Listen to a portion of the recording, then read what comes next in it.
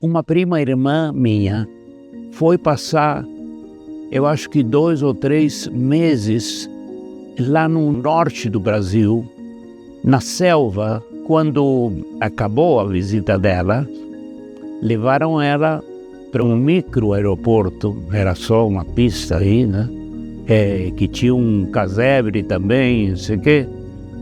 A primeira coisa que ela viu na mesa desse casebre era um guia Panrotas. E ela veio contar para mim: você não sabe a alegria que eu senti de ver a Panrotas lá no meio da selva, tal. Então, essas coisas interessantes, né? Eu entrei na Gol em 2003, 2 anos depois do primeiro voo, e estou lá agora há mais de 20 anos. Tive a oportunidade de entrar como estagiário na empresa, nessa área de precificação, e logo mudei para a área de planejamento de malha. E a minha mesa era desse tamanho, pequena assim, e o que tinha na minha mesa, além do computador? Panrotas. A gente realmente usava o Panrotas para saber, esperava um mês para saber o que tinha de mudança nas malhas das companhias. Naquele momento a Gol começava a falar em alianças, em ter as parcerias, e era essa área de planejamento e alianças que eu estava que fazia isso.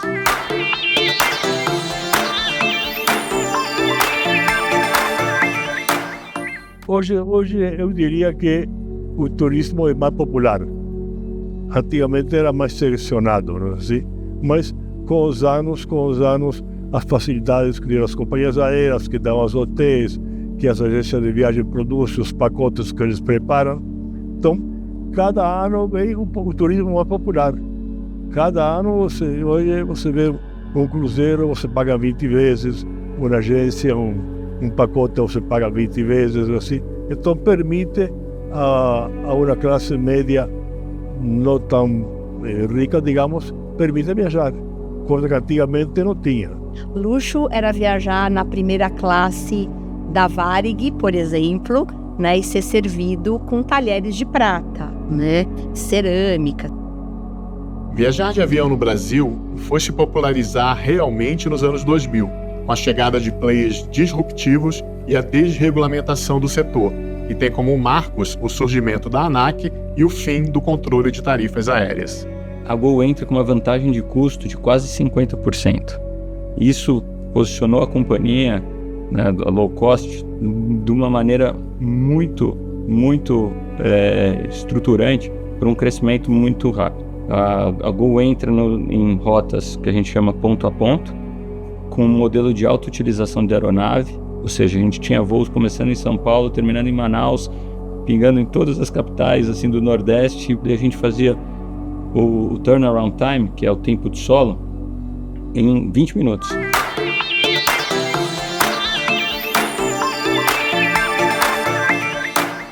A gente fala do carbono vermelho, né? Que era o bilhete emitido à mão, que você sujava a mão, ou do lápis da ponte aérea. Você fazia tudo muito manual. Até 10 anos atrás, nós emitimos as passagens com esse calo aqui é de emitir passagem. Mudou completamente. Hoje é tudo absolutamente eletrônico. A gente fazendo reserva por telefone. O que a gente podia atender de passageiro era o mínimo, né? Por mais que você pusesse funcionários para atender, você não tinha linha telefônica, que era muito difícil obter na época. Telex você conseguia, no máximo naquela época, 46 anos atrás, uma única máquina.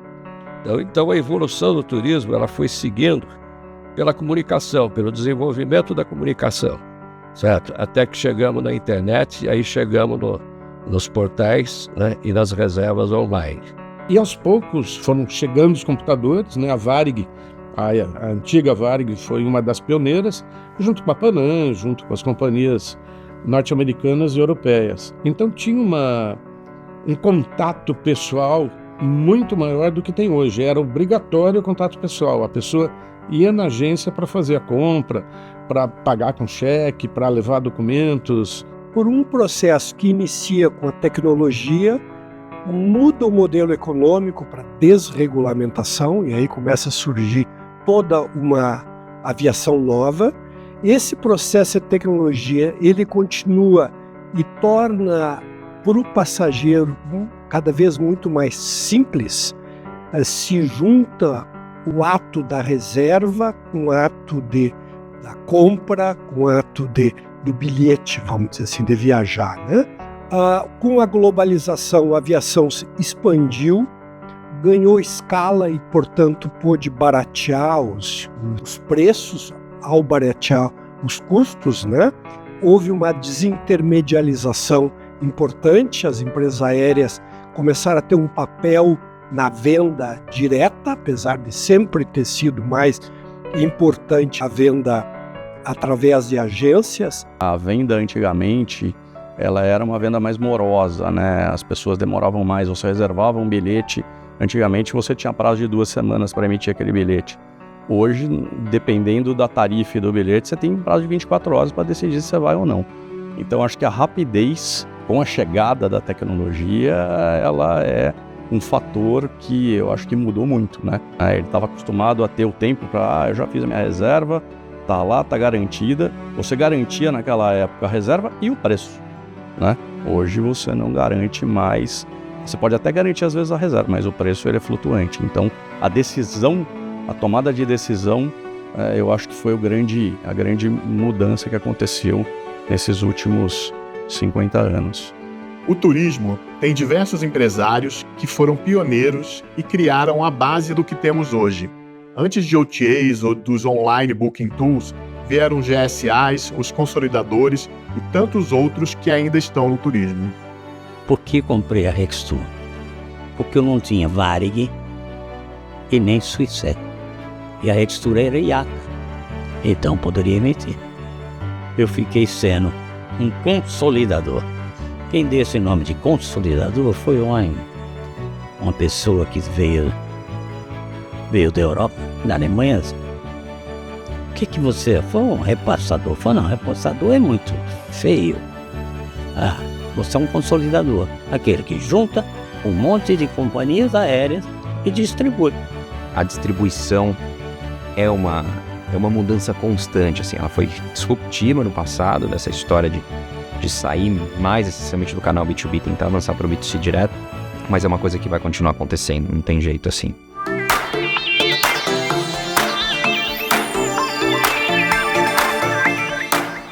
Claro que o Brasil depois passou por uma série de crises econômicas.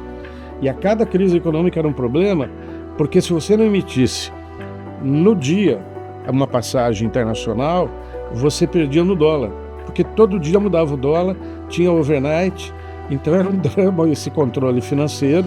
Por isso que os bancos brasileiros se tornaram um dos mais eficientes do mundo. Veja que eu, quando comecei na aviação aqui no Brasil, existiam 3 grandes empresas, existiam outras, mas 3 grandes empresas. Era a Varig, a VASP e a Transbrasil. Todas se foram.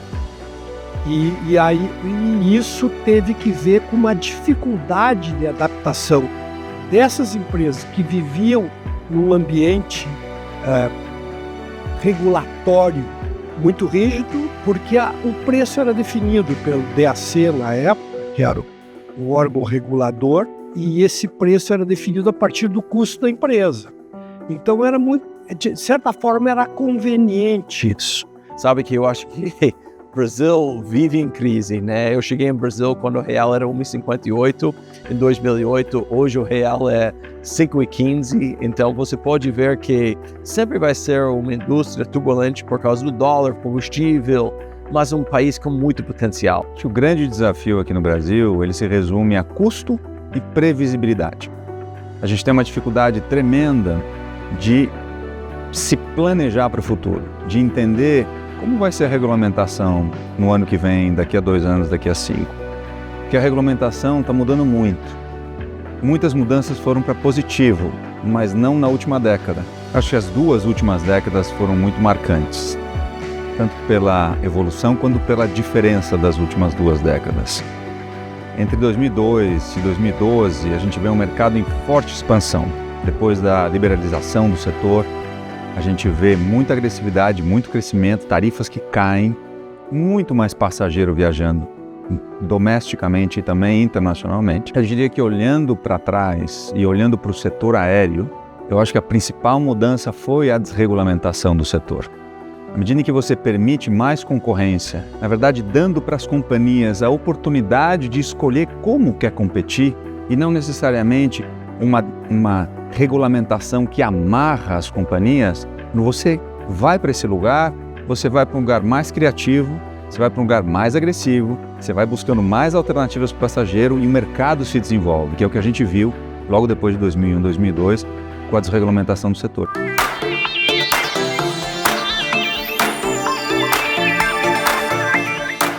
A distribuição de passagens aéreas mudou bastante nos últimos tempos, especialmente. Ela ficou estagnada por muito tempo, onde a gente tinha uma distribuição baseada no modelo EDIFACT. EDIFACT nada mais é que um modelo parecido com o MS-DOS, para quem lembra o que é isso, baseado num sistema que você tinha que aprender muito as entradas. Então você tinha que saber os códigos, você tinha que ter um treinamento muito grande para os funcionários para que eles pudessem fazer uma reserva. E nós hoje temos praticamente tudo eletrônico e às vezes nem passa na nossa mão, porque o próprio robô emite o bilhete, já joga o bilhete naquele meio de pagamento, VCN ou cartão, seja lá o que for, e praticamente você tem uma gestão eletrônica totalmente automatizada, diferente daquela época.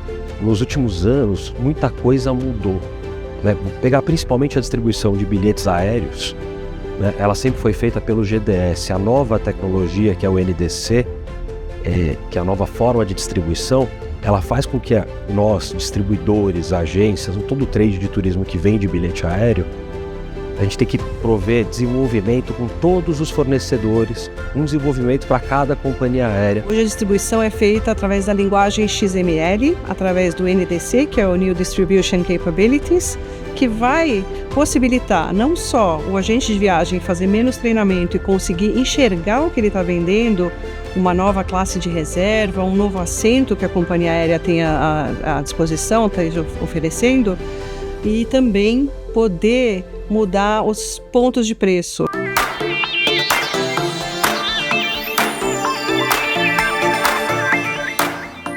Eu acho que hoje a gente tem uma atividade, primeiro, muito mais estruturada, né? Assim, as empresas são mais robustas, existem entidades representativas e associativas que de fato são uma voz daquele setor, daquele segmento. Esse mercado sofreu pelo menos umas 4 ou 5 grandes crises, né? Começar por essa do próprio 11 de setembro, depois a questão de 2008, quando a gente teve o barril do petróleo indo a 140, ali dólares. Depois de 2015 foi um período muito difícil para a indústria também, no impeachment da presidente Dilma, uma crise, né, conjuntural e obviamente a pandemia sendo a maior crise delas. Para conseguir sobreviver às crises e ter a flexibilidade que o mercado pede, as empresas aéreas brasileiras investiram em gestões mais modernas, parcerias internacionais e no diálogo com o governo e a sociedade, ao criarem a ABA.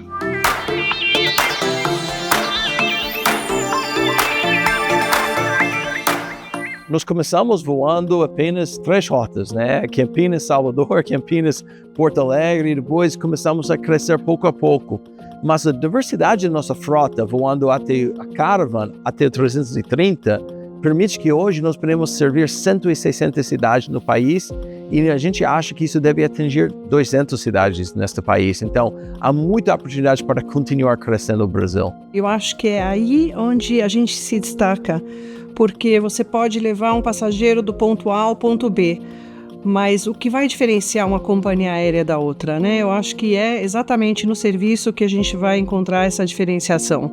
Então, desde serviços adicionais, como por exemplo, eu vou dar um exemplo da Swiss, de entregar a bagagem no hotel de destino ou retirar no hotel de destino para viajar sem preocupação, é um deles. E essa combinação de um pessoal e um time muito experiente, isso fez a Gol ter muito sucesso nos primeiros anos. A Gol entra no mercado com 30 milhões de passageiros em 2001, o mercado tinha 30 milhões, e ali depois de 6 anos, só a Gol tinha já 30 milhões, né? O mercado já tinha ido para 60, então isso explica o que a gente chama de efeito Gol.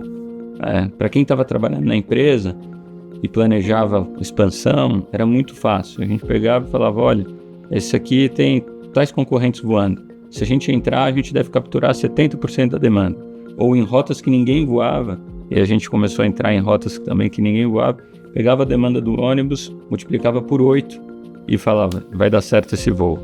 Depois da pandemia de 2020, as 3 empresas aéreas brasileiras passaram pela recuperação do Chapter 11 americano. A Latam foi a primeira a entrar e a primeira a sair.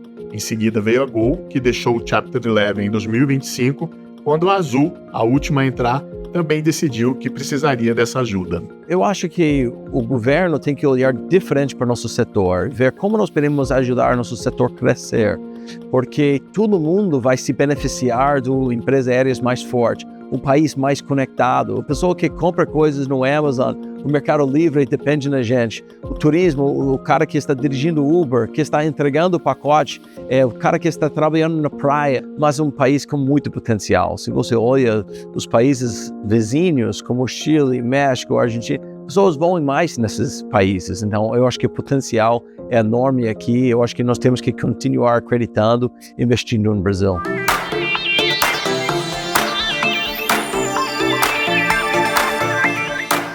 Eu acho que o futuro do turismo no Brasil ele deve ser mais promissor do que no mundo, né? Eu acho que o Brasil ainda pode trazer muito mais gente, muito mais turista do que traz, né? Isso é um fato, né? A gente teve aí, acho que 2023, 6 milhões de turistas visitando o Brasil. Isso aí é um número muito baixo para tudo que a gente vê aí no mundo. A Companhia Aérea do Futuro é uma companhia ainda mais transformada do que a gente viu nos últimos anos. Como que vê essa transformação? Transformação muito baseada na digitalização de toda a interface. Se antes a gente tinha muita presença física, a gente tinha muito papel, hoje tudo é eletrônico. Então, a única coisa ainda física é a partir do momento que você entra dentro do avião até você sair. Mas toda outra interface, a interação do passageiro com a companhia aérea hoje é cada vez mais digital, cada vez mais eficiente, cada vez mais personalizada.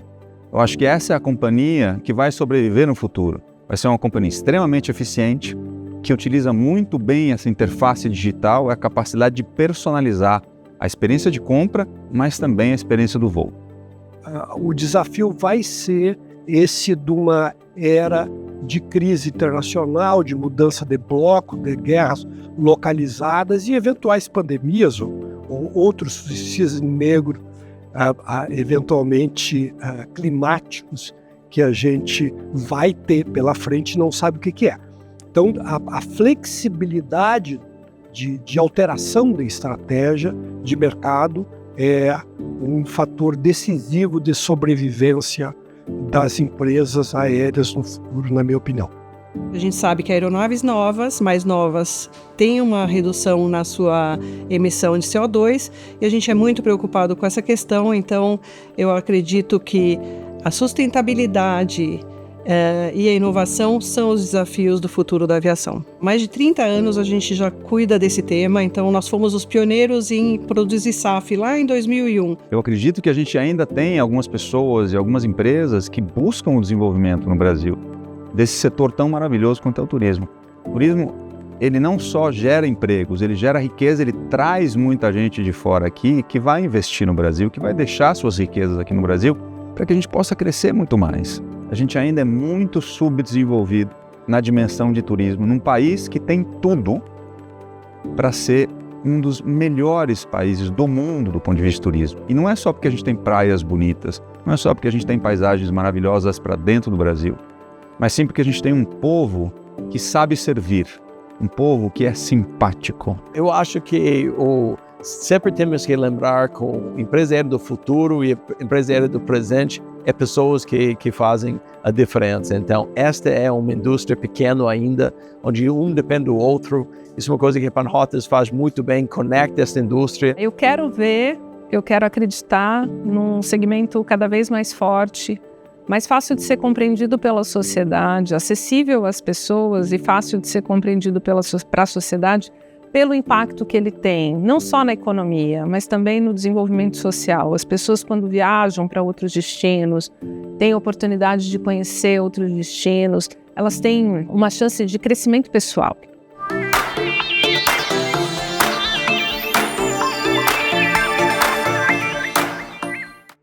E essa aqui é a única edição que restou, por isso que eu digo que é uma relíquia. Eu não deixo mexerem nisso aqui, porque se perder essa, não tem outra. Foi a primeira edição, apesar de que aqui tem o número 20, eu quis respeitar o que existia na época. Existiam 20 edições de informação que se transformou nessa Panrotas com toda a informação que tem junto. Olha que curioso isso aqui. Que companhia tem aqui? A Varig. É a única vez que a Panrota saiu com a Varig na capa. Grátis. Porque eu fui para o Ivan Siqueira, que era o responsável pela publicidade da Varig, e disse: Ivan, faz uma coisa, me dá por favor um fotolito. Na época você precisava de fotolitos para você publicar, sobre um avião da Varig. E ele me disse: tá bom, eu te empresto isso aqui. A gente publicou, vieram da Panam e me disseram: será que dá para ter a capa da Panam? Eu digo: claro que dá. E aí, daí para frente, a Panam saiu sempre na capa da Panrotas.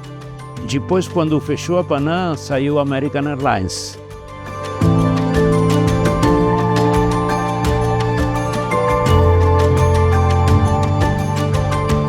Eu poderia continuar falando de turismo o dia inteiro aqui.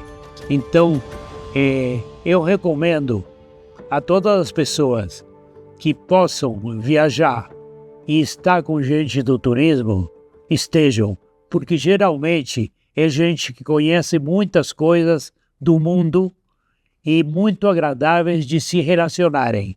Então, não deixe de conhecê-las também.